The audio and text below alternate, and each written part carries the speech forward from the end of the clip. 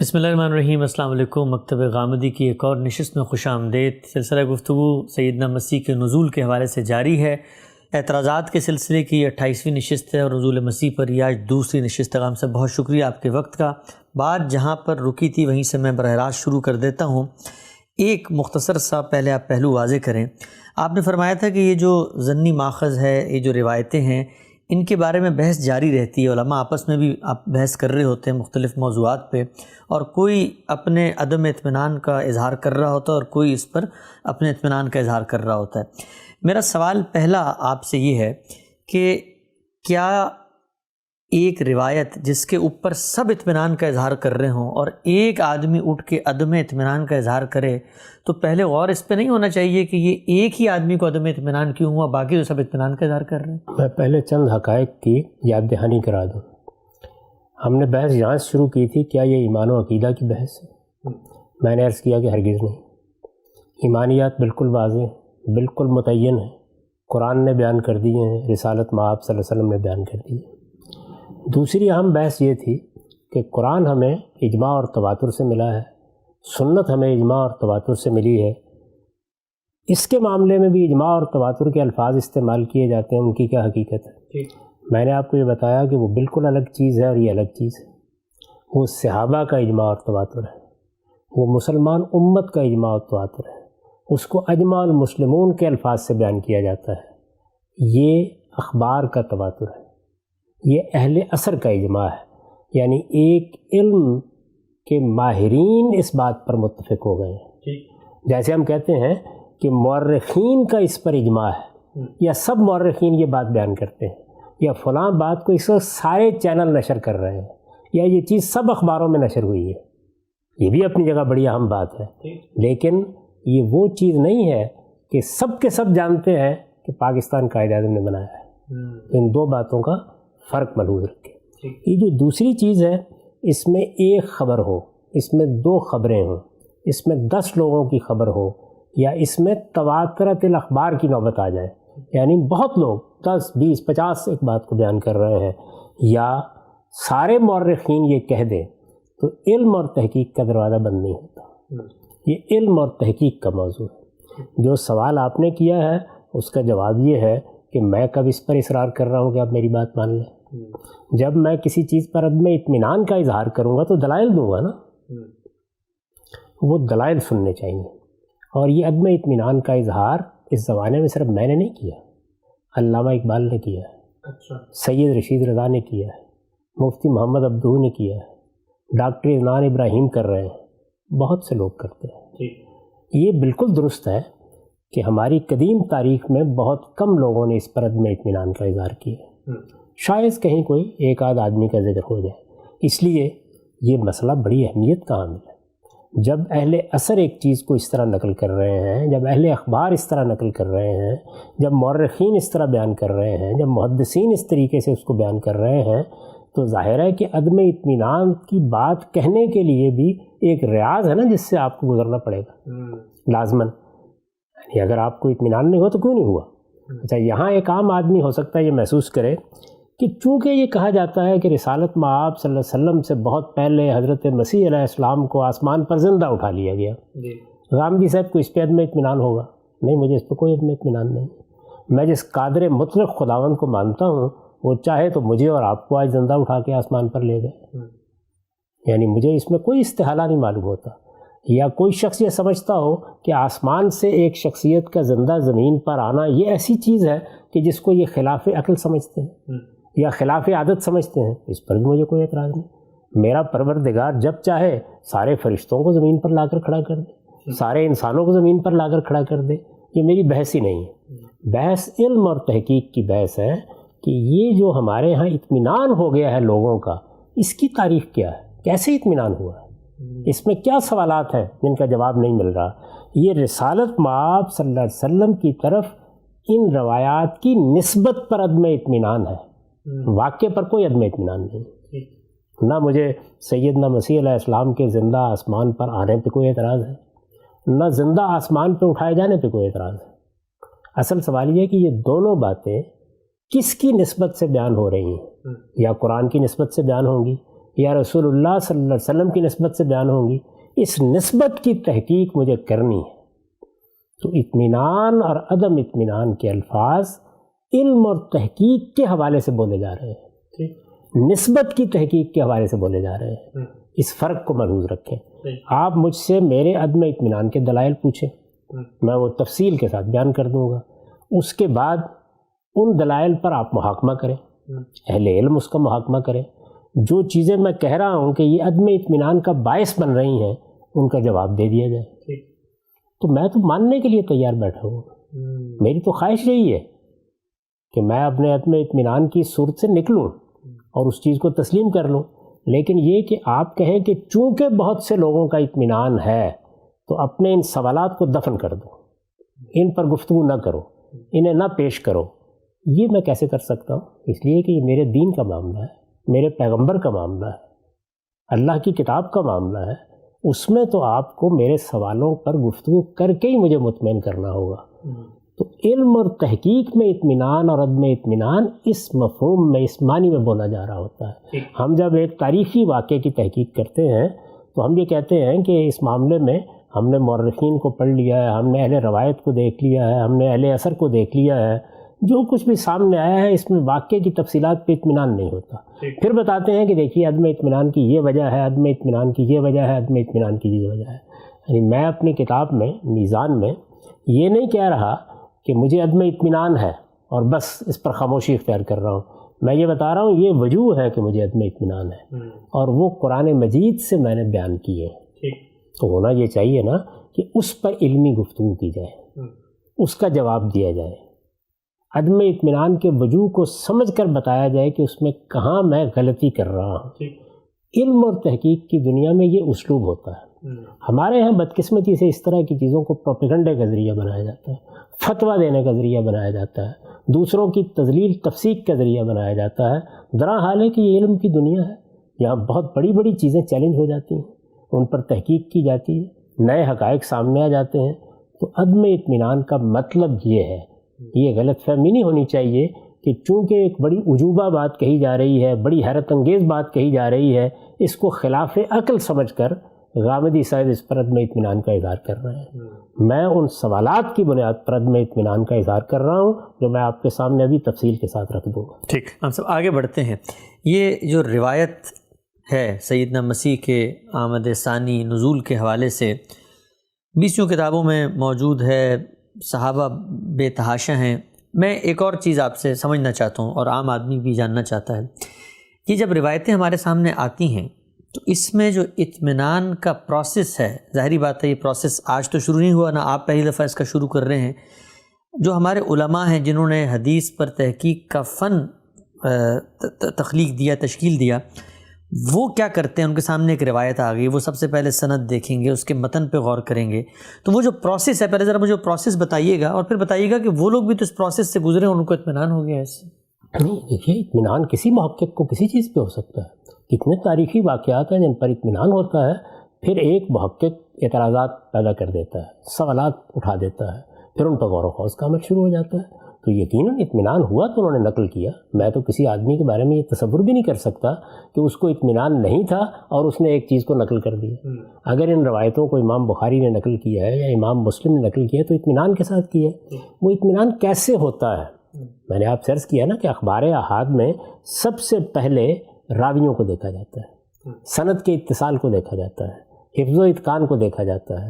اس کے بعد ایک بڑی نفیس بحث ہوتی ہے، علل کی بحث، یعنی راوی بھی ٹھیک ہی، ان کے کردار سیرت پر بھی کوئی اعتراض نہیں ہے، اتصال بھی ہے، یعنی ایک ہی زمانے کے لوگ ہیں، ایک بات کو بیان کر رہے ہیں، اس پر بھی کوئی اشکال نہیں۔ حفظ و اتقان کے معاملے میں بھی کوئی زیادہ بحث نہیں ہے، یا کوئی تھوڑا بہت اعتراض ہے تو لا یوبا بھی ہے، اس کی زیادہ فکر نہیں کرنی چاہیے۔ لیکن کوئی علت دریافت ہو جاتی ہے، اس کو علل کی بحث میں آپ محدثین کے ہاں پڑھیں گے اور دیکھیں گے کہ کس طرح وہ سند کا تجزیہ کرتے ہوئے، کس طریقے سے متن کا تجزیہ کرتے ہوئے ان علل کی نشاندہی کرتے ہیں۔ علل علت کی جمع ہے، یعنی بیماری ہے کوئی جس کا سراغ لگا لیا گیا ہے، تو یہ عمل ہر جگہ ہوتا ہے۔ اسی طرح شذوذ کی بحث کی جاتی ہے روایت میں، پس منظر کی بحث کی جاتی ہے، کیسے آئی ہے، دوسرے لوگ اس کو کیسے بیان کر رہے ہیں. بعض موقعوں کے اوپر ایک روایت آتی ہے اور اس میں اضطرابات پیدا ہونے شروع ہو جاتے ہیں. یعنی آپ آئے, آپ نے بیان کیا کہ میں نے تو اس جلسے میں یہ تقریر سنی تھی, دوسرے نے بیان کیا, تیسرے نے بیان کیا, کچھ بنیادی چیزوں کے بارے میں اختلافات سامنے آنا شروع ہو گئے, تو اس کو کہتے ہیں کہ اب اضطراب پیدا ہو گیا ہے. تو اس طرح کی بہت سی تنقیحات ہیں جو محدثین کرتے ہیں. ان تنقیحات میں ایک عمومی اطمینان ہو جاتا ہے, پھر وہ روایت کو لے لیتے ہیں, نہیں ہوتا تو نہیں لیتے. امام بخاری نے کتنی روایتیں نہیں دیں, امام مسلم نے کتنی روایتیں نہیں دیں. تو جس وقت نہیں لیتے تو اس کا مطلب یہ ہے کہ ان کا اطمینان نہیں ہوا, یا اگر اطمینان ہو بھی گیا ہے تو اس درجے میں نہیں روایت پہنچی کہ وہ اپنی صحیح یا اپنی کتاب کا اس کو جز بنائیں. یہ عمل اس طریقے سے ہوتا ہے. تو یہ عدم اطمینان اور اطمینان یہ اس علم میں ناگزیر ہے.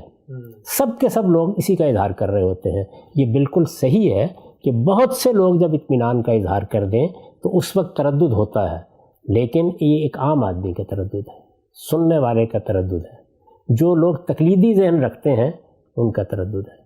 اگر آپ محققانہ ذہن رکھتے ہیں تو بارہا یہ تجربہ ہوتا ہے کہ آپ تاریخ پر تحقیق کر رہے ہیں, آپ سیرت پر تحقیق کر رہے ہیں, آپ قدیم زمانوں کی تاریخ دیکھ رہے ہیں, اور یک بیک کچھ نئے حقائق سامنے آنا شروع ہو جاتے ہیں. تو اس وجہ سے علم اور تحقیق کا دروازہ اس بنیاد پر بند نہیں کیا جا سکتا کہ اس سے پہلے فلاں اور فلاں معاملے میں لوگوں کو عدم اطمینان نہیں ہوا.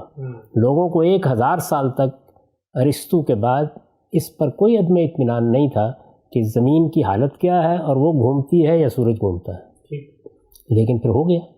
تو اس لیے عدم اطمینان کی بنیاد استدلال ہونا چاہیے, اطمینان کی بنیاد بھی استدلال ہونا چاہیے. اگر مثال کے طور پر میں اپنے عدم اطمینان کا اظہار کر رہا ہوں اور اس سے متعلق کچھ دلائل آپ کے سامنے رکھ رہا ہوں, پرانے لوگوں کو اطمینان ہو گیا, ہمارے بہت سے علماء کو, تو وہ دلائل سامنے لے آئیے جس کی بنیاد پر اطمینان ہوا ہے. اگر اطمینان صرف ایک علماء کی فہرست پر ہوا ہے تو یہ علم اور تحقیق کا طریقہ نہیں ہے, اور اگر دلائل پر ہوا ہے تو وہ آج بھی پیش کیے جا سکتے ہیں. تو اس لیے اس کو اسی دائرے میں رکھیے جس دائرے کی یہ بحث ہے.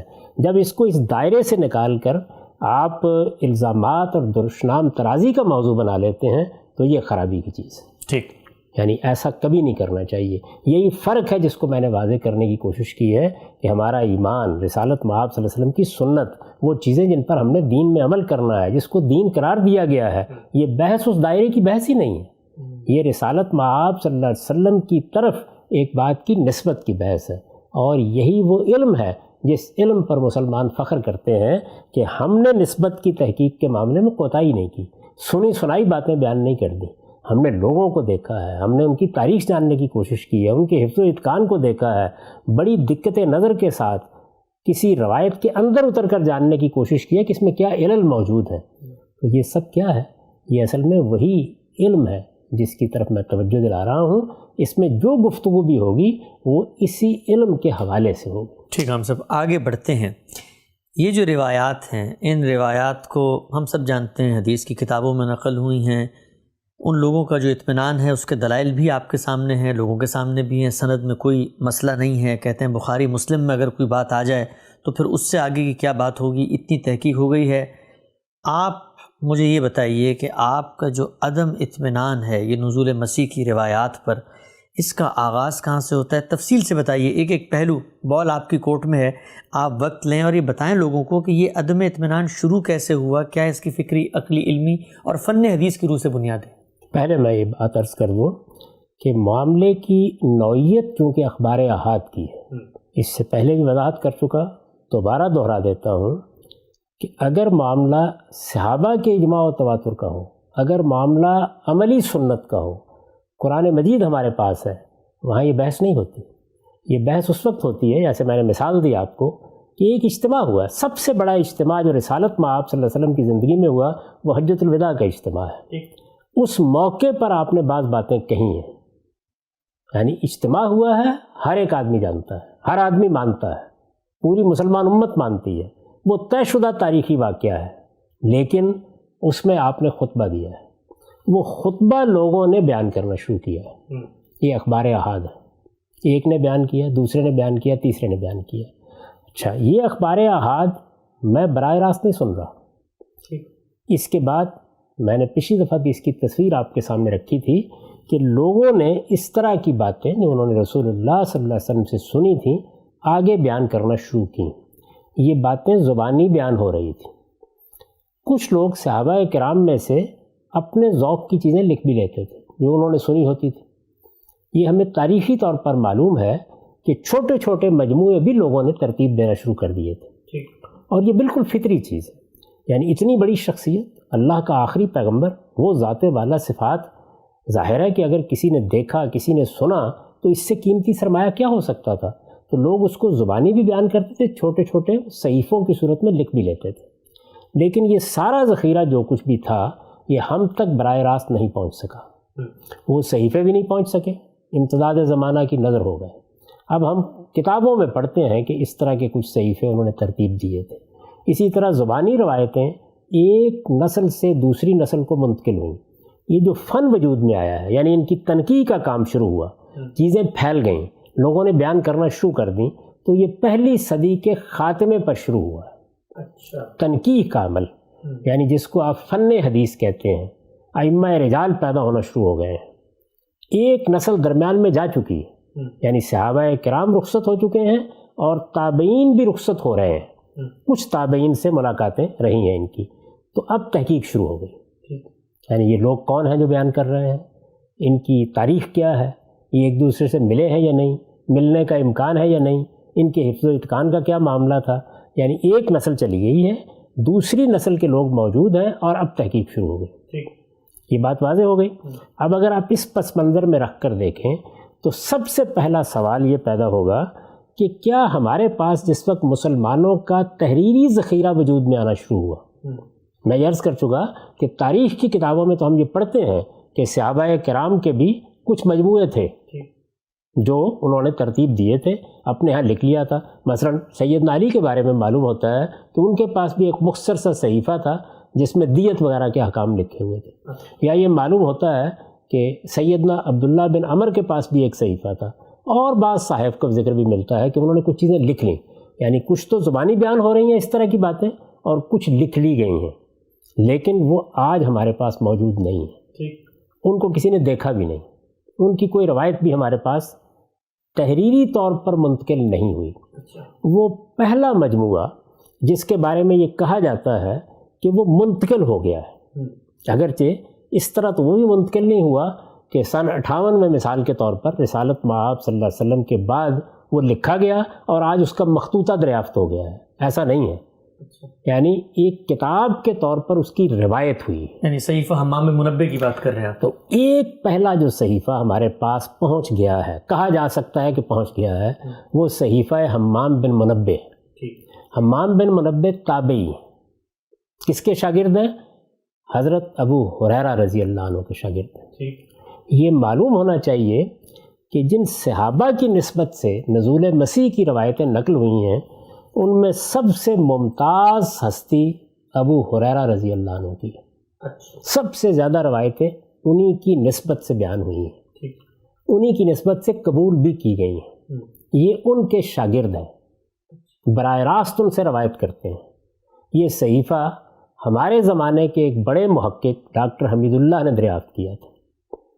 اس کے 2 نسخے شائع ہو چکے ہیں اس وقت.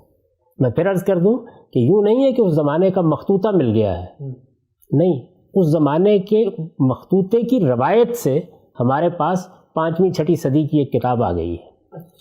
کہہ سکتے ہیں کہ یہ وہ کتاب ہے کہ جو سب سے پہلی کتاب ہونے کا شرف رکھتی ہے. اس سے پہلے جو چیزیں تھیں وہ ہم تک نہیں پہنچ سکیں. یہ اس وقت موجود ہے، ہم اس کو پڑھ سکتے ہیں. 139 سے 140 کے قریب اس میں روایتیں ہیں. یہ روایتیں کس سے ہیں؟ ابو ہریرہ رضی اللہ عنہ سے. وہ براہ راست شاگرد ہیں. آپ یہ مان لیں تھوڑی دیر کے لیے کہ یہ جو مخطوطہ ہمارے پاس اس وقت ہے، اگرچہ یہ روایت در روایت ہوتا ہوا پہنچا ہے، یہ وہی ہے جس کو انہوں نے خود لکھا تھا. تھوڑی دیر کے لیے تسلیم کر لیں اس بات کو. اس کو ہم پڑھیں گے نا. سب سے پہلے جس وقت کسی مسئلے کی تحقیق کرنا پیش نظر ہوگا تو سب سے پہلے دیکھیں گے کہ جو بات چلی ہے وہ چلی کہاں سے، اس کی ابتدا کہاں سے ہوئی ہے. ہماری جو علم کی تاریخ ہے اسی کو دیکھیں گے نا. یہ جو آپ کے سامنے کاغذات پڑے ہیں جن میں آپ نے بہت سی علماء کی آراء لکھی ہیں، آپ نے روایتیں لکھی ہیں، یہ آپ پر الہام تو نہیں ہوئی نا.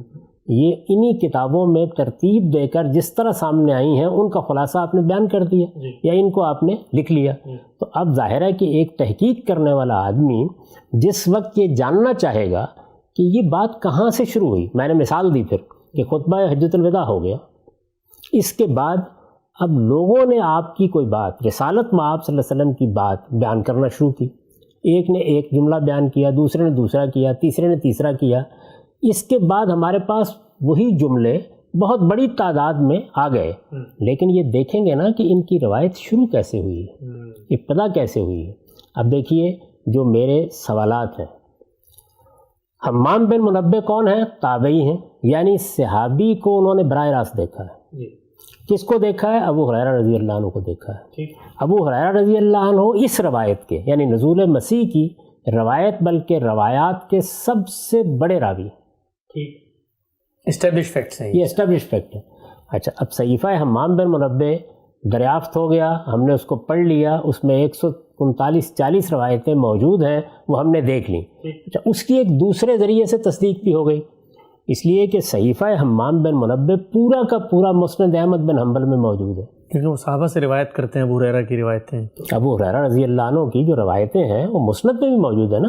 مسند احمد بن حنبل صحابہ کے لحاظ سے ترتیب دی گئی ہے اور حدیث کی سب سے بڑی کتاب ہے، اس میں بھی موجود ہے. تو اس میں اور اس میں کوئی فرق نہیں ہے.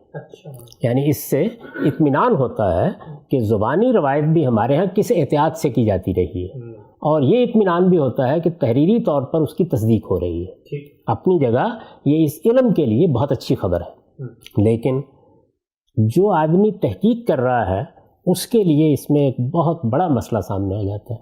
وہ یہ ہے کہ ابو ہریرہ سے روایت ہو رہی ہے، حمام بن منبہ روایت کر رہے ہیں.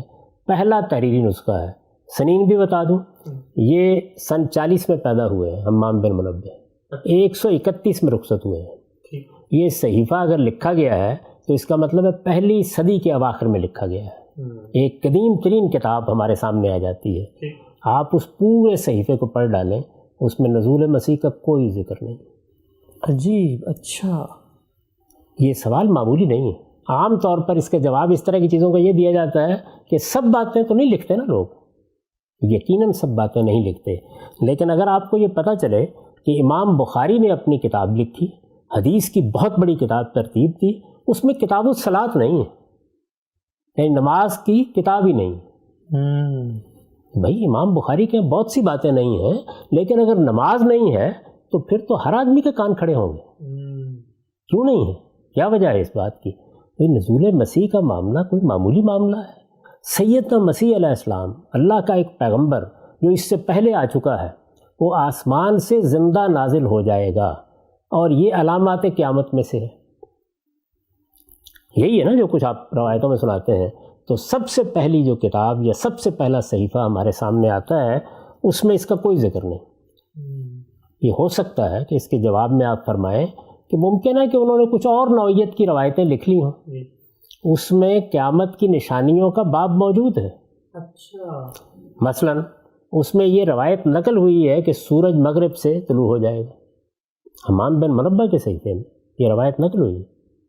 اس میں یہ روایت نقل ہوئی ہے کہ قیامت سے پہلے 30 دجال پیدا ہوں گے. اچھا اس میں یہ روایت نقل ہوئی ہے کہ عجم کے ساتھ مسلمانوں کی ایک بڑی لڑائی ہوگی. اچھا اب ظاہر ہے کہ یہ سب کی سب پیشین گوئیاں ہیں جو بعد کے زمانوں سے متعلق ہیں.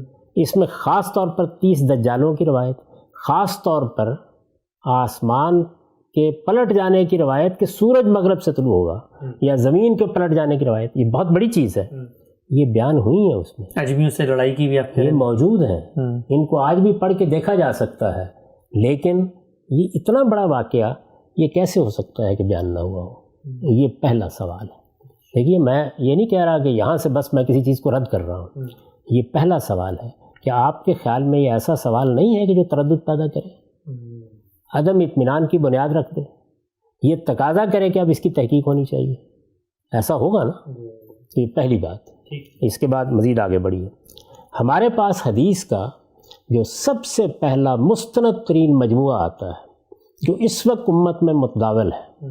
میں پھر عرض کر دوں کہ اس سے پہلے بھی چھوٹے چھوٹے صحیفے رہے ہوں گے، لیکن وہ اس طرح منتقل نہیں ہوئے.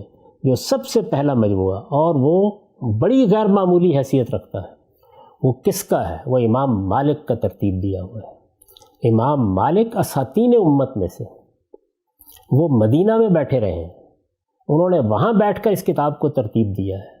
یہ کتاب دسیوں لوگوں نے ان سے آگے سنی ہے، وہ اس کا خود درس دیتے رہے ہیں۔ مسجد نبوی میں بیٹھ کر انہوں نے برسوں اس کو پڑھایا ہے۔ ان کا زمانہ کون سا ہے؟ 93 ہجری میں پیدا ہوئے ہیں، یعنی پہلی صدی کے آخر میں، 174 یا 73 میں دنیا سے رخصت ہوئے ہیں۔ یعنی اس سے پہلے صحیفہ حمام بن منبہ کی ہم نے بات کی، امام مالک کی موطا، وہ تو پھر ایک صحابی کی روایتیں ہیں۔ یہاں تو امام مالک اپنا علم مرتب کر رہے ہیں۔ یہ میں نے عرض کیا بڑی غیر معمولی کتاب ہے، مدینے میں بیٹھ کے اس میں مدینے میں بیٹھ کے کر رہے ہیں، یعنی ان کے بالکل قریب کا زمانہ صحابہ کا زمانہ ہے، تابعین کا زمانہ قریب کا زمانہ ہے۔ یہ پہلی کتاب ہے جو ایک باقاعدہ کتاب کی حیثیت سے روایت کی گئی ہے۔ ایک زمانے میں اس کتاب کے بارے میں عباسی حکمرانوں نے یہ چاہا کہ اس کو پوری مملکت کا دستور بنا دیا جائے، امام مالک اس پر مطمئن نہیں ہوئے۔ یہ اس وقت کی کتاب ہے جب ابھی یہ بخاری مسلم کوئی تصور بھی نہیں تھا کبھی وجود میں آئیں گے۔ مسلمانوں کے پاس جو سب سے زیادہ مستند اور پہلا مجموعہ آیا ہے وہ یہی ہے، اور اس میں صرف حدیثیں نہیں ہیں، اس میں حدیثیں بھی ہیں، اس میں صحابہ کے آثار بھی ہیں، اس میں امام مالک کے فتوے بھی ہیں، یہ فقہ کی کتاب بھی ہے، یہ حدیث کی کتاب بھی ہے، کیونکہ وہ تفریق جو بعد میں ہوئی جس میں صرف مرفوع روایتیں لوگوں نے لینا شروع کیں یا آثار کو الگ کیا یا آثار اور مرفوع روایتیں مل کر مجموعے بنانا شروع کیے، وہ بہت بعد کی ہے۔ اس وقت امام مالک نے اس کتاب کو لکھا۔ اس کتاب کو بھی پوری پڑھ جائیے، اس کتاب میں آپ کو کسی جگہ نزول مسیح کی روایت نظر نہیں آتی۔ اچھا، تو یہ ایک سوال ہے نا جو عدم اطمینان پیدا کرے گا۔ اس وقت بیٹھ کر آپ مجھے بہت سی روایات دکھائیں گے، لیکن میں ایک طالب علم کی حیثیت سے اس ساری تاریخ سے صرف نظر نہیں کر سکتا۔ صحیفہ حمام بن منبہ میں نے آپ سے عرض کیا کہ خالی ہے، اس کے بعد یہ کتاب بھی اس سے بالکل خالی ہے۔ یہاں پھر وہی سوال ہوگا کہ ہو سکتا ہے کہ امام مالک نے اس باب کی روایتیں لینا ہی پسند نہ کیا ہو۔ جی ہاں، جس طرح وہاں نہیں لی امام، جی ہاں، وہاں میں نے بتایا کہ نہیں، اس باب کی چیزیں موجود ہیں، یعنی اشراط الساعہ یا فتن یا ملاحم کی ایک دو روایتیں وہاں موجود ہیں۔ اس کا مطلب ہے وہ معاملہ، وہ موضوع زیر بحث آ گیا ہے۔ یہی صورتحال موطا میں بھی۔ اچھا، موطا میں دجال کی اور سیدنا مسیح کی روایت موجود ہے، یعنی کچھ ذکر ہوا ہوا سیدنا مسیح کا، ذکر ہوا ہے، بڑا اہم ذکر ہے، اور وہ کتاب الجامع میں ہے۔ میں آپ سے عرض کرتا ہوں کہ جو لوگ موطا کو پڑھتے ہیں وہ تو اس بات سے واقف ہی ہیں اور جانتے ہیں کہ موطا کی اہمیت کیا ہے اور موطا میں باتیں کس طرح بیان ہوئی ہیں۔ یہ کتاب الجامع میں ایک باب ہے صفت النبی صلی اللہ علیہ وسلم، ما جاء فی صفت النبی۔ اس کے بعد اسی میں ایک دوسرا باب ہے صفت عیسیٰ ابن مریم و دجال، یعنی عیسیٰ ابن مریم اور دجال کے معاملے سے متعلق۔ میں اس روایت کو بھی پڑھوں گا نہیں، یہ اپنے وقت پر میں آپ کے سامنے رکھوں گا۔ یہ روایت یہاں موجود ہے، ٹھیک ہے، موطا میں ہے، امام مالک نے اس کو نقل کیا ہے۔ یعنی اب آپ یہ نہیں کہہ سکتے کہ ان کے ہاں یہ موضوع زیر بحث، لیکن یہ جو کچھ آپ بیان کر رہے ہیں اس کا کوئی شائبہ بھی اس روایت میں نہیں۔ یعنی اس باب کے تحت چلے روایت تو ہم پڑھیں گے لیکن نزول مسیح کا ذکر نہیں ہے۔ نزول مسیح کا اس میں بھی کوئی ذکر نہیں، اچھا، نہ رفع مسیح کا کوئی ذکر ہے کہ آسمان پر زندہ اٹھا لیے گئے، نہ نزول مسیح کا کوئی ذکر ہے، دونوں ہی باتیں نہیں ہیں۔ اس میں کیا ہے وہ اپنے وقت پر میں آپ کے سامنے رکھ دوں گا۔ تو یہ دوسرا سوال بھی کیا کوئی ایسا سوال ہے کہ جس کو آپ نظر انداز کر دیں؟ اس میں یہ بات نہیں کہی جا سکتی کہ بہت سی روایتیں ہیں جو موطا میں نہیں ہیں۔ بھائی بہت سی روایتیں موطا میں نہ ہو کوئی فرق نہیں پڑتا، بخاری میں نہ ہو کوئی فرق نہیں پڑتا، کسی دوسرے نے بیان کر دی۔ سوال یہ ہے کس موضوع کی چیز ہے۔ میں نے آپ کو بتایا کہ جو دین کے اندر اتنی اہمیت والی بات بن گئی کہ بعد کے زمانوں میں آپ نے اس کو مسلمانوں کا بلکہ اہل سنت کا عقیدہ قرار دے دیا، وہ نہیں بیان کی۔ اچھا، واقعہ اپنے اندر ایک عجوبگی بھی رکھتا ہے، یعنی آسمان سے زندہ سیدنا مسیح دمشق کی مسجد کے منارے پر نازل ہو جائیں گے۔ امام مالک نے اس کو کیوں نظر انداز کر دیا، کیوں نہیں بیان کیا؟ کسی جگہ پوری موطا کو پڑھ لیجئے، بہت مختصر سی کتاب ہے، موضوع بھی زیر بحث ہے، موضوع زیر بحث ہے. میں آپ کو بتاؤں گا کہ وہ روایت لے آئے ہیں، وہ اس روایت کا عنوان ہی یہی ہے کہ اس میں عیسیٰ ابن مریم اور دجال کا ذکر ہے، لیکن یہ ذکر جو آپ بتا رہے ہیں یہ اس روایت میں بھی نہیں ہے. تو آپ کی یہ معمولی بات تو نہیں ہے نا. یہ ذکر پھر پہلی مرتبہ آتا کہاں ہے یہ دیکھیں گے نا ہم. انہی کے معاصرین میں، یعنی امام مالکی کے معاصرین میں ایک اور راوی ہیں معمر بن راشد. ان کی روایتیں مسند احمد بن حنبل میں نقل ہوئی ہیں. یہ معمر بن راشد جو ہے، میں نے عرض کیا کہ یہ امام مالک کے معاصرین میں سے ہیں. امام مالک کی پیدائش 93 کی ہے، ان کی پیدائش 95 ہجری کی ہے. امام مالک 173-74 میں دنیا سے رخصت ہو گئے ہیں، یہ 153 میں رخصت ہوئے ہیں، یعنی پہلے ان سے دنیا سے رخصت ہو گئے ہیں. اب یہ دیکھیے کہ امام مالک مدینے میں ہے. امام مالک ایک اہم ترین کتاب کی تصنیف کر رہے ہیں. امام مالک مسلمانوں کے لیے ایک دستور العمل بنا رہے ہیں، موطا جیسی کتاب. اس کا نام بھی موطا رکھا گیا ہے کہ بار بار اس میں انہوں نے مراجعت کیا ہے کہ کوئی کمزور بات نہ آ جائے. کتاب کو یہ اہمیت ملی ہے کہ اس وقت کے حکمران چاہتے ہیں کہ اس کو مسلمانوں کا دستور بنا دیا جائے، یعنی مسلمان کیا مانتے ہیں، ان کے پیغمبر کی کیا ہدایت ان کو ملی ہے، اس کو لوگ جاننا چاہیں تو اس کتاب کی مراجعت کریں. اس کتاب میں کوئی ذکر نہیں. یہ معمر بن راشد ہیں جو پہلی مرتبہ ہماری معلوم تاریخ میں، یعنی اس سے پہلے جو کچھ ہے وہ ہم تک نہیں پہنچا، اس سے پہلے زبانی روایت کا دور ہی ہے. میں نے عرض کیا کہ میں اس بات سے واقف ہوں کہ تاریخ کی کتابوں میں بعض صحیفوں کا ذکر آتا ہے لیکن وہ ہم تک نہیں پہنچ سکتے. پتہ ہی نہیں ہمیں اس میں، ہم نہیں جانتے کہ اس میں کیا تھا. ہم یہ بھی نہیں جانتے کہ ان کے بارے میں یہ بات کہ وہ تھے یہ یقینی ہے یا یہ بھی ایک ایسی بات ہے جس کی تحقیق ہونی چاہیے. لیکن جو پہنچا ہے اس کو دیکھیے. تو یہ معمر بن راشد ہیں جنہوں نے یہ روایتیں بیان کرنی شروع کی.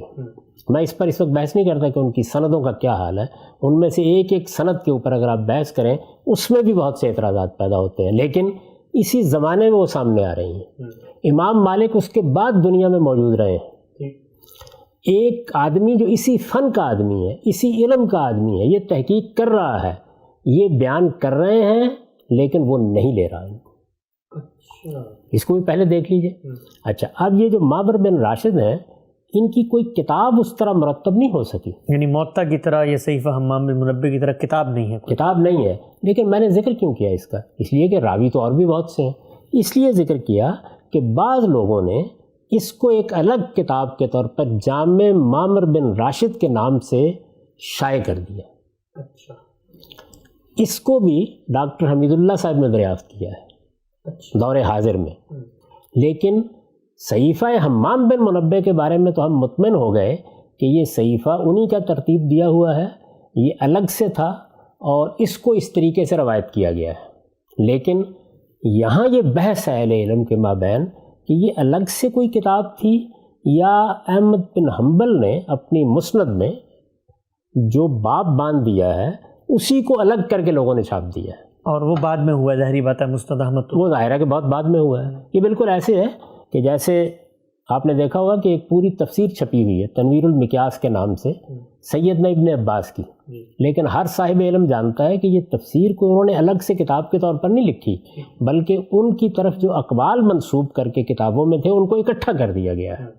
تو زیادہ تر محققین اس کو الگ کتاب نہیں مانتے، تاہم یہاں سے اس کی ابتدا ہوتی ہے.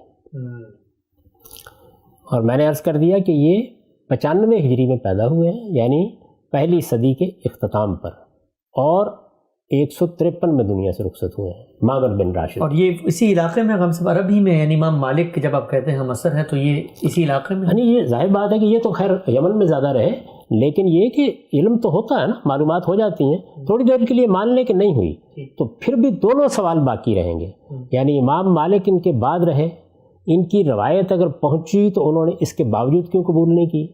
ان کی موجودگی میں وہ مدینے میں بیٹھے ہوئے ہیں اور یہ روایت ان کے پاس نہیں ہے، یا انہوں نے لینا اس کو قبول نہیں کیا، یہ لے رہے ہیں. یہاں سے یہ بات شروع ہوتی ہے. یہ اخبار احاد ہے، میں نے آپ سے عرض کیا، یعنی اس طریقے سے ہم دیکھتے ہیں کہ ابتدا ہو گئی ہے.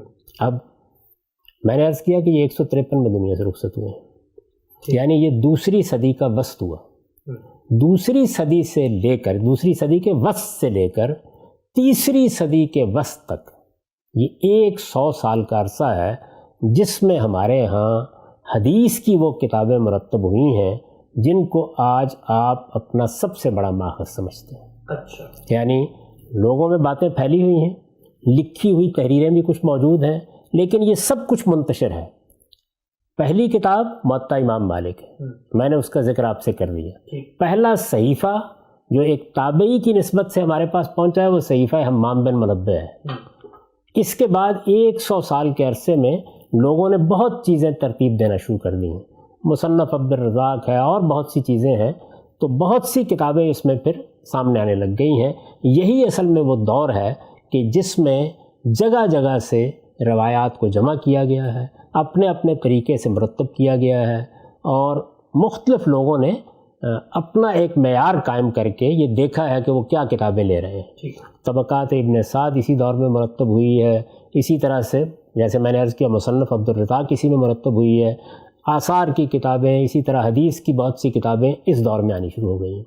اسی دور کے خاتمے پر وہ کتابیں سامنے آئی ہیں جن کو آپ الجامع الصحیح امام بخاری کی کہتے ہیں، الجامع الصحیح امام مسلم کی کہتے ہیں۔ امام بخاری کا سال وفات 256 ہے اور امام مسلم کا 261 ہجری ہے۔ تیسری صدی کے وسط میں آ کر ہمارا یہ سارا علم ترتیب پا گیا ہے، اور اس 100 سال کے عرصے میں نے اس کی ابتدا آپ کو بتا دی، اس 100 سال کے عرصے میں جو روایات شائع و ضائع ہو گئیں نزول مسیح کے بارے میں، ان کی تعداد اگر مرفوع روایات کو آپ الگ نکال لیں تو 40 کے قریب۔ مرفوع کی ذرا عام آدمی کو بتائیں۔ یعنی وہ روایت جس میں راوی رسالت مآب صلی اللہ علیہ وسلم کی نسبت سے بات بیان کر رہا ہے کہ میں نے رسول اللہ سے سنا، میں نے رسول اللہ سنا، آخر میں بیان کر رہا ہے۔ یعنی ظاہر ہے کہ وہ بیان کرے گا کہ میں نے رسول اللہ صلی اللہ علیہ وسلم سے سنا، صحابی بیان کرے گا، اس کے بعد کسی اور نے ان سے سنا، پھر ان سے کسی اور نے سنا، تیسرے چوتھے پانچویں واسطے میں لوگوں کو یہ روایات ملنا شروع ہو گئیں۔ مسند احمد بن حنبل میں بھی یہ موجود ہے، مصنف میں بھی موجود ہے، امام بخاری کے ہاں بھی موجود ہے، امام مسلم کے ہاں بھی موجود ہے۔ البتہ ایک بات اس میں بھی بڑی دلچسپ ہے، وہ یہ ہے کہ 256 میں نے بتایا امام بخاری کا سال وفات ہے۔ بخاری کی تدوین کا کام ظاہر بات ہے کہ دوسری صدی کے خاتمے سے لے کر تیسری صدی کے ابتدائی سالوں ہی میں متصور ہوگا۔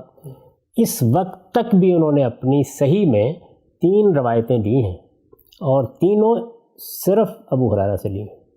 اچھا، یہ بھی بڑا دلچسپ، یعنی الجامع الصحیح میں باقی روایتیں نہیں۔ صحیفہ حمام بن منبہ خالی ہے، امام مالک کی موطا بالکل خالی ہے، اور جو ہمارے پاس پھر آخر میں آ کے مستند ترین چیز آئی امام بخاری کی صحیح ہے نا، اسی کو ہم حدیث کا سب سے اہم ذخیرہ سمجھتے ہیں، غیر معمولی حیثیت ہے۔ اب میں آپ سے عرض کرتا ہوں کہ یہ کیوں ایک اہم سوال ہے؟ پھر اس لیے اہم سوال ہے کہ جو اس ساری 1 صدی کے اندر روایات شائع و ضائع ہوئیں، یہ جب ان کو انتخاب کیا جاتا ہے تو جیسے میں نے عرض کیا کہ 40 کے قریب یہ روایتیں ہیں جو مرفوع روایتیں ہیں، میں آثار کا اور باقی موقوفات کا ذکر نہیں کر رہا، 40 کے قریب روایتیں ہیں، 23 صحابہ سے۔ اچھا، ان 23 صحابہ میں سے امام بخاری صرف ابو ہریرہ کی 3 روایتیں اپنی صحیح میں نقل کرتے ہیں۔ یہاں بھی یہ سوال نہیں ہے کہ جو باقی انہوں نے چھوڑ دی وہ ان کے نزدیک صحیح نہیں تھیں، لیکن انتخاب کیا بتا رہا ہے؟ کچھ تو ظاہر ہے کہ یہ بھی ایک سوال ہے ہمارے سامنے آتا ہے۔ اس سارے عرصے کے دوران میں یہ جو روایات میں نے آپ سے عرض کی کہ 40 کے قریب روایات، یہ 40 کے قریب اس میں کچھ اضافے بھی کر رہے ہیں لوگ، کچھ کمی بھی کرتے ہیں۔ وہ کمی اور اضافہ کیسے ہوتا ہے کہ کچھ روایات آپ کو مل گئی لیکن آپ زیادہ تنقید سے کام نہیں لے رہے، کچھ زیادہ تنقید سے کام لیتے ہیں تو 2-4 کم بھی کر لیتے ہیں۔ یہ جو کتاب میں نے ابھی آپ سے ذکر کیا تھا کہ ہمارے زمانے میں ایک بڑے جلیل القدر عالم امام انور شاہ کاشمیری نے یہ کتاب لکھی ہے، التصریح بما تواتر فی نزول المسیح۔ تو التصریح بما تواتر فی نزول المسیح میں انہوں نے 40 روایتیں بیان کی ہیں، مرفوع روایتیں، آثار بھی بیان کیے ہیں، آثار کو بھی آپ شامل کر لیں، موقوفات کو بھی شامل کر لیں تو یہ 100 کے قریب ہو جاتی ہیں روایتیں، 23 صحابہ سے کم و بیش یہ آئی ہیں۔ یعنی تعداد کے گننے میں ظاہر ہے کہ ایک محقق کے ہاں دوسرے محقق کے ہاں کچھ کمی بیشی بھی ہو جاتی ہے۔ امام بخاری نے ان میں صرف ابو ہریرہ رضی اللہ عنہ کی روایتیں لی ہیں، امام مسلم نے کوئی 5-6 صحابہ کی روایتیں اپنی صحیح میں لے لی. یہ تصویر سامنے رہنی چاہیے. اب ان سب روایتوں میں جو مضامین بیان ہوئے ہیں ان کا خلاصہ آپ نے کر دیا. اس کے باوجود میں چاہوں گا کہ کچھ روایتیں آپ کے سامنے رکھ دوں. عام آدمی کے لحاظ سے میں یہ سمجھتا ہوں کہ لوگوں نے پڑھنا ہوتا ہے نا، جاننا ہوتا ہے. یہ ہو سکتا ہے کہ ہماری یہ گفتگو سننے کے بعد بعض لوگ براہ راست اس معاملے کو دیکھنا چاہیں. اس میں سب سے اچھے طریقے سے اس مسئلے کی روایات کو جمع کیا ہے مولانا سید ابو اللہ صاحب مودودی نے. مولانا سید ابو اللہ صاحب مودودی نے اپنی کتاب تفہیم القرآن، یہ تفسیر ہے ان کی، اس میں سورہ احزاب کا ضمیمہ لکھا ہے. سورہ احزاب میں چونکہ ختم نبوت کی آیت ہے، ختم نبوت کے ذیل میں یہ مہدی موعود اور مسیح موعود کی بحث پیدا ہو گئی تھی، تو انہوں نے ایک تفصیلی ضمیمہ اس پر لکھا ہے. یہ بات بھی واضح کر دوں کہ وہ دونوں کے آنے کے قائل ہیں. یعنی ان کے ذہن میں تصویر مہدی کی اور ہے، لیکن وہ مہدی کی روایتوں کے بھی قائل ہیں اور وہ نزول مسیح کی روایتوں کے بھی قائل ہیں.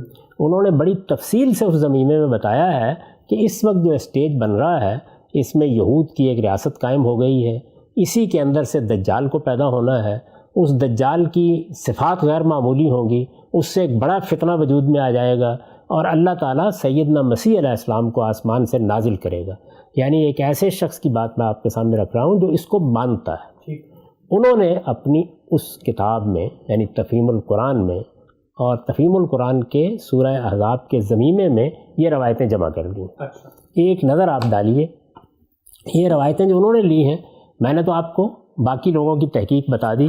جو انہوں نے روایتیں لی ہیں ان روایتوں کے آخر میں وہ یہ فرماتے ہیں کہ میں نے یہ 21 روایتیں یہاں جمع کی ہیں. لکھتے ہیں یہ جملہ 21 روایات ہیں جو 14 صحابیوں سے، یعنی اگر سب کا استقصاء کیا جائے تو 23 کے قریب صحابہ بنتے ہیں.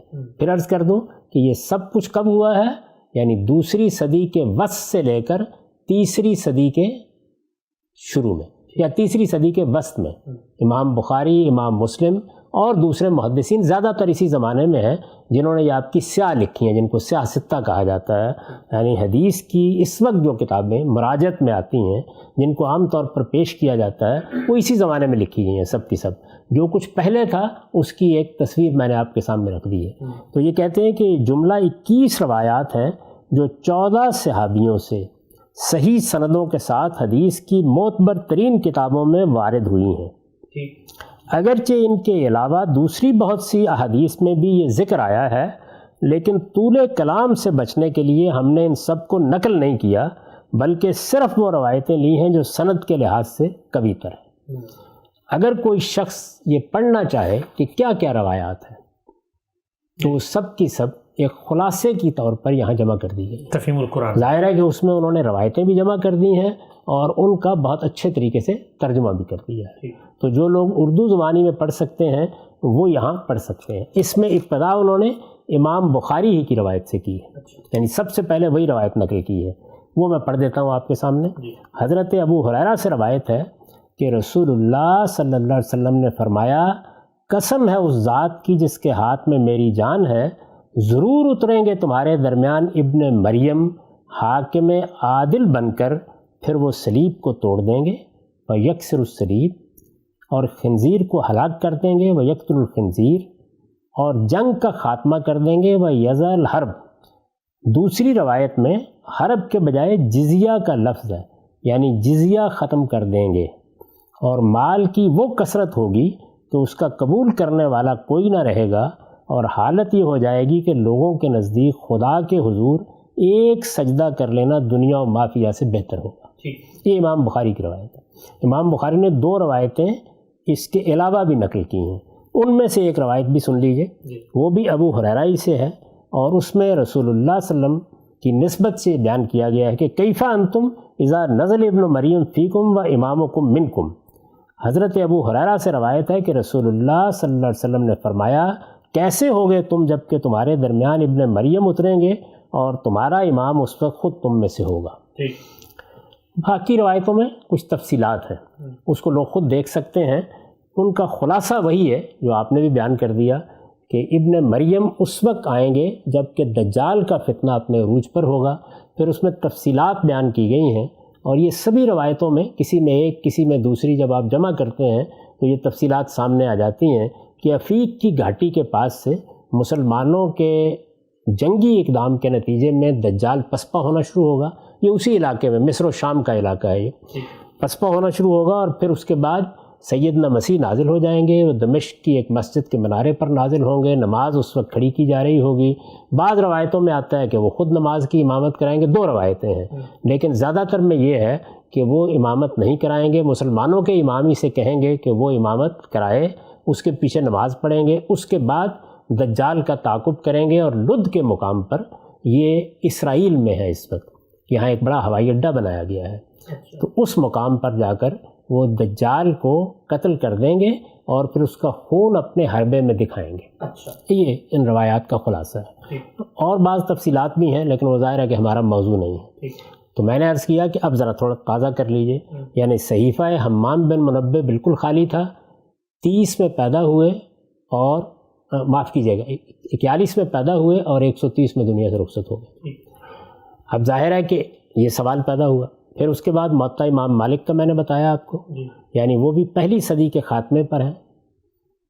پہلی صدی کے خاتمے کے اوپر وہ کتاب تصنیف تو ابھی ہونا شروع نہیں ہوئی، وہ دوسری صدی کی ابتدا میں ہونا شروع ہوئی ہے، لیکن اس کتاب کی ایک اہمیت ہے. وہ کتاب مسلمانوں کے ہاں، مسلمانوں کے علم میں، حدیث کے علم میں بڑی بنیادی حیثیت رکھتی ہے. اس کا کیا معاملہ ہے؟ پھر آہستہ آہستہ یہ خبر پھیلنا شروع ہوئی. بالکل وہی صورتحال ہے کہ ایک جلسے کے اندر سے آپ نکلے، کچھ دیر کے بعد لوگوں نے بیان کرنا شروع کر دیا، پھر ایک نے کیا، پھر دوسرے نے کیا، پھر تیسرے نے کیا، یہاں تک کہ دوسری صدی کے وسط سے لے کر تیسری صدی کے وسط تک 100 سال میں 23 صحابہ کی نسبت سے کم و بیش یہ خبر بیان کر دی گئی. 40 کے قریب مرفوع روایتیں سامنے آ گئیں. ان روایتوں میں سے پھر امام بخاری نے 3 روایتیں قبول کیں، صرف ابو ہریرہ رضی اللہ عنہ سے قبول کیں، ان میں یہ بات بیان ہوئی. امام مسلم نے 5-6 صحابہ سے یہ روایتیں قبول کیں، اس میں مزید تفصیلات آئیں. خلاصہ وہی ہے جو آپ نے بیان کر دیا. یہ اس وقت کی صورتحال. اب آگے بڑھی تھوڑی دیر کے لیے اس تاریخ کو ایک طرف رکھ دیجئے. تو میں آپ سے ایک سوال کرتا ہوں. وہ سوال یہ ہے کہ مسلمان انتظار کر رہے ہیں حضرت مسیح کا، سورج کے مغرب سے طلوع کا، اسی طرح دجال کے آنے کا. پرسوں قیامت برپا ہو جائے اور ان میں سے کچھ بھی نہ ہوا. قیامت سے پہلا ہونا نا یہ سب کچھ. قیامت برپا ہو گئی، ہم اللہ کی بارگاہ میں کھڑے ہو گئے، ان میں سے کوئی واقعہ نہیں ہوا. اچھا، ان روایات کے بارے میں آپ کیا رائے قائم کریں گے؟ اگر تو رسول اللہ سے ہیں اور واقعہ نہیں ہوا تو ہم کہیں گے کہ بھائی رسول اللہ تو مخبر ساتھ دیں گے تو خبر جھوٹی ہے. یہ تو باور نہیں کیا جا سکتا نا کہ رسالت میں آپ صلی اللہ علیہ وسلم نے، خدا کے آخری پیغمبر نے، صادق و مصدوق نے کوئی غلط خبر دی تھی. یہی ماننا پڑے گا کہ تمام تر تحقیق کے باوجود غلطی ہو گئی. یہی مانیں گے نا اگر قیامت آ جاتی ہے. اگر قیامت آ جاتی ہے، میں آپ کے سامنے ایک مفروضہ رکھ رہا ہوں کہ اگر قیامت آ جاتی ہے تو پھر آپ کیا کہیں گے؟ ہم تحقیق کرتے رہے، اتفاق بھی کرتے رہے، اختلاف بھی کرتے رہے، لیکن ہوا کیا؟ یعنی دنیا ختم ہو گئی، قیامت آ گئی، حشر برپا ہو گیا. اب نہیں ہوا، یعنی نہ سورج مغرب سے طلوع ہوا، نہ دجال آیا، ہم خدا کی بارگاہ میں کھڑے ہیں. اس موقع کے اوپر ایک فقیہ، ایک عالم، ایک محدث یا ایک عام مسلمان ان روایتوں کے بارے میں مزید تحقیق کرے گا. یہی کہے گا نا کہ یہ تو واضح ہو گیا بالکل کہ لوگوں نے یہ منسوب کر دی تھی. رسالت میں آپ صلی اللہ علیہ وسلم کی نسبت سے کوئی بات غلط نہیں ہو سکتی. رسالت میں آپ صلی اللہ علیہ وسلم نے جو کچھ فرمایا ہے وہ تو گفتہ اللہ بہت. لیکن میں آپ سے عرض کر چکا ہوں نا کہ یہ جتنے بھی سوالات میں نے کیے ہیں یہ ایک تردد تو پیدا کر رہے تھے، لیکن جب قیامت برپا ہوئی اور نہیں ہوا تو اطمینان کے ساتھ ہم کہیں گے نا کہ ٹھیک ثابت ہو گئی یہ تحقیق. یعنی واقعتاً تردد درست تھا. عدم اطمینان ظاہر کرنے والے وہی لوگ تھے کہ جو ٹھیک کہہ رہے تھے کہ رسول اللہ کی طرف ان کی نسبت نہیں ہونی چاہیے. یہی ہوگا نا. لیکن اگر اس کے بالکل برخلاف ان میں سے ایک ایک چیز ہو جائے، ایک ایک چیز ہو جائے، یعنی دجال بھی آ جائے، اور 10-15 سال میں کسی وقت بھی آ سکتا ہے. سیدنا مسیح کا نزول بھی پرسوں ہو جائے ترسوں ہو جائے. اسی طرح سے سورج بھی مغرب سے طلوع کر جائے. یہ بڑی بڑی نشانیاں ہی ہیں نا. بڑی بڑی نشانیاں 4 ہیں. یعنی ایک زمین کے اندر سے براہ راست کسی جانور کا پیدا ہو جانا جیسے پہلے ہوتے رہے ہیں. دوسرے سورج کا مغرب سے طلوع ہو جانا. ظاہر ہے اس سے دنیا کی گردش تبدیل ہو جائے گی. ایک بہت بڑی نشانی کا ظہور ہو جائے گا. دجال کا آنا اور سیدنا مسیح علیہ السلام کا آسمان سے نزول. اگر یہ چاروں کی چاروں نشانیاں جتنی ہیں یہ ایسے ہی ہو جائیں تو پھر عدم تردد والوں کے پاس کچھ کہنے کے لیے نہیں رہے گا. بالکل صحیح بات ہے. یعنی مجھے آپ سب کو ماننا پڑے گا کہ ہمارے عدم اطمینان کی کوئی حیثیت نہیں. غلط تھے ہم غلط تھے. جن لوگوں نے یہ روایتیں بیان کی وہ بالکل درست بات کر رہے تھے. ان کی تحقیق بالکل درست تھی. ابھی میں نے آپ کے سامنے ذکر کیا اس بات کا کہ احمد بن حنبل نے بھی ایک پورا کا پورا صحیفہ نقل کیا ہے. حمام بن منبہ ہی کی وساطت سے نقل کیا ہے. تو جب ہمیں الگ سے ایک صحیفہ ملا اور ہم نے دیکھا کہ وہاں زبانی روایات تھیں, یہاں تحریری طور پر ایک کتاب مل گئی اور دونوں میں سر منہ کوئی فرق نہیں ہے, تو اطمینان ہوا نا کہ دونوں کی تصدیق ہو گئی ہے. ہمارے محدثین نے فی الواقع بڑی محنت سے یہ کام کیا ہے اور زبانی روایات بھی اس صحت کے ساتھ منتقل ہو سکتی ہیں, ہوتی رہیں. اطمینان ہوگا نا اس کے نتیجے میں. تو آپ ذرا تھوڑی دیر کے لیے یہاں رک جائیے, اس لیے کہ یہ ساری روایات میں نے آپ کے سامنے رکھ دی ہیں. آپ نے ان کا خلاصہ بیان کر دیا ہے. یہ بات واضح ہو گئی کہ ان میں کیا بات بیان ہوئی ہے. یہ بھی متعین ہو گیا کہ یہ کس زمانے میں شائع و ضائع ہوئی ہیں, یعنی لوگوں تک کس زمانے میں پہنچی ہیں, زیادہ ان کا شیوع کب ہوا ہے, کب یہ کتابوں میں نقل ہوئی ہیں. یہ 2 صدی کا وسط اور 3 صدی کا وسط, کوئی 100 سال کا عرصہ ہے جس میں یہ ہمارے یہاں شائع و ضائع ہو گئی. ان کے شیوع کو جب ظاہر ہے کہ سب لوگوں نے دیکھا, انہوں نے حدیث کی کتابیں پڑھی اور ان میں یہ لکھی ہوئی تھیں, آثار کی کتابیں دیکھیں اور ان میں لکھی ہوئی تھیں, تو سارے لوگ مطمئن ہو گئے اس بات کے اوپر. زیادہ تر لوگوں نے قبول کر لیا اس بات کو. مسلمانوں میں یہ چیز پھیل گئی. میں آپ کے سامنے جو سوال رکھ رہا ہوں کہ یہ بین یہی صورتحال ہے. دونوں ذرا معاملات کو فرض کیجئے تھوڑی دیر کے لیے کہ قیامت برپا ہو گئی. عدم اطمینان ظاہر کرنے والے بھی کچھ لوگ موجود تھے. میں نے ابھی آپ کو بتایا کہ علامہ اقبال کو عدم اطمینان رہا, سید رشید رضا کو عدم اطمینان رہا, مفتی محمد عبدو کو عدم اطمینان رہا, امام شلتوت کو عدم اطمینان رہا, اور بھی بہت سے لوگ ہیں. لیکن اس کے مقابل میں اطمینان ظاہر کرنے والا جم غفیر ہے. یہ بات ٹھیک ہے جن لوگوں نے لکھی ہے کہ اجماع اور نثر, یعنی جو مورخین ہیں, محدثین ہیں, ان کا کم و بیش اجماع ہو گیا کہ یہ بات ٹھیک ہے. انہوں نے ان روایات کو قبول کر لیا. اس صدی کے دوران میں یہ ساری روایات کتابوں میں ثبت ہو گئیں, لکھی گئیں, مسلمانوں میں عام ہو گئیں, کیونکہ خطبوں میں اس کا ذکر ہوا, لوگوں کو پڑھ کر سنائی گئیں. بہت سے لوگوں نے ان کو اپنے ائمہ سے یا اپنے علماء سے سنا اور یہ خبر پھیل گئی کہ مسلمانوں کے ہاں ایک دجال کو بھی آنا ہے اور اس کے بعد سیدنا مسیح علیہ السلام کو بھی نازل ہونا ہے. ٹھیک ہو گیا. اس صورتحال کو ایسے ہی فرض کریں جس طرح اس وقت ہے, یعنی 2-4 لوگ ہم کچھ تردد ظاہر کر رہے ہیں, باقی لوگ مطمئن ہیں. تو میں نے عرض کیا کہ اگر کل ان نشانیوں کا ظہور ہونا شروع ہو جائے تو ہم کو کیا کرنا چاہیے؟ مان لینا چاہیے نا کہ ہم غلطی کر رہے ہیں, ہمارا تردد ٹھیک نہیں تھا. واقعہ ہو گیا, یعنی اب تو کوئی بحث کی گنجائش نہیں رہی. لیکن اگر الٹ ہو کہ نہ ہو, قیامت برپا ہو جائے, تو پھر ظاہر ہے کہ جن لوگوں نے اطمینان کا اظہار کیا ہے ان کو بھی مان لینا چاہیے کہ ان سے غلطی ہوئی. یہ دونوں باتیں واضح ہو گئی. بالکل, وہ تو بالکل واضح ہو گئی, سورج کی طرح. اب میں آپ کے سامنے وہ روایت رکھتا ہوں جو روایت امام مسلم نے نقل کی ہے. اچھا. اور وہ روایت یہ بتاتی ہے کہ زمانہ نزول کیا ہے. یعنی یہ جتنی روایتیں آپ نے دیکھی ہیں, میں نہیں چاہتا کہ اس میں لوگوں کا وقت صرف ہو, یہ باتیں تو بیان کر رہی ہیں. یہ بیان کر رہی ہیں کہ دجال کو وہ قتل کریں گے, یہ بیان کر رہی ہیں کہ سیدنا مسیح آئیں گے تو وہ صلیب کو توڑ دیں گے, یہ بیان کر رہی ہیں کہ وہ خنزیر کو قتل کر دیں گے, وہ جزیہ ختم کر دیں گے یا جنگ ختم کر دیں گے. اس کی ہمارے علماء نے جو توجیہ کی ہے وہ یہ ہے کہ عیسائیت یا مسیحیت بطور ایک دین کے ختم ہو جائے گی, اور اگر سیدنا مسیح آسمان سے نازل ہو جائیں تو واقعہ بھی یہی ہے کہ اسے ختم ہو جانا چاہیے. بلکہ میں نے اس سے پہلے بھی ذکر کیا تھا کہ امام کشمیری نے یہ بات بیان کی ہے کہ ایک طرف اگر مہدی آ جائیں جیسے کہ بیان کیا گیا ہے تو تشیع اور تسنن کا اختلاف ختم ہو جائے گا, واضح ہو جائے گی صورتحال. اور اسی طرح اگر سیدنا مسیح علیہ السلام نازل ہو جائیں تو یہود مسلمانوں کا یعنی ابراہیمی مذاہب جن کو کہا جاتا ہے اور مسیحیوں کا اختلاف ختم ہو جائے گا قیامت سے پہلے.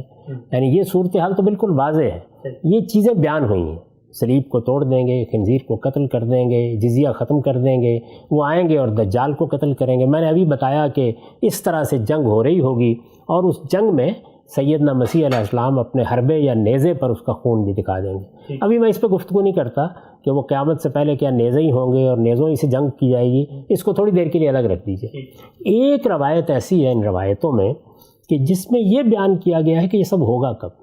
اچھا, یعنی وقت بتا دیا کہ کب ہوگا. وقت بتا دیا کب ہوگا.